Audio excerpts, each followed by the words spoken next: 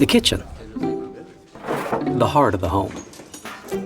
We gathered here, we conversed, we told about our day, we told about our dreams, and we cooked.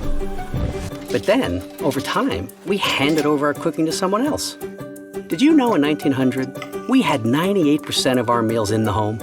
Today, it's less than 50%. We spend less on food at the grocer now than at any other time in history.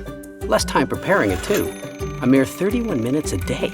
We complain we have no time to cook, yet we fill up on cooking shows rather than doing it ourselves. Oh, sure, there are lots of reasons we don't cook like we used to, from economic to governmental to both parents working. But you know who the real villain is?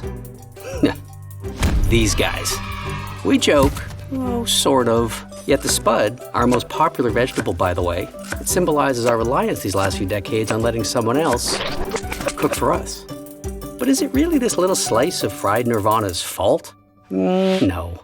It's processed food's fault. It's the drive-thru's fault. It's kind of all our faults.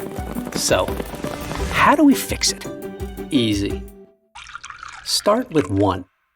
One family dinner a week. Set a time. Set the table. And just cook. Keep it simple. The act itself is powerful. Next week, maybe 2 dinners. Soon you, along with a whole bunch of others, can lay claim to your own kitchens. And maybe we as a society can grow a little bit, get smarter, and more importantly, healthier. Here are a few really easy-to-do tips. First, make a plan. It's the best way to ensure you'll cook. Buy fresh. Cook it while it's fresh. There are websites to help, apps to help, maybe even just make an old-fashioned list.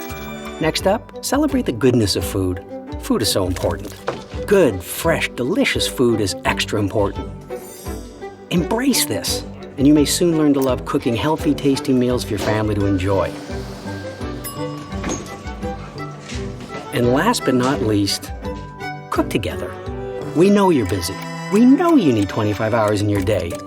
But really, if you can set aside some time when screens are off, when everyone's in the kitchen and dare we say it, helping prepare a meal, we'll talk about togetherness. And that's what reclaiming the kitchen is all about.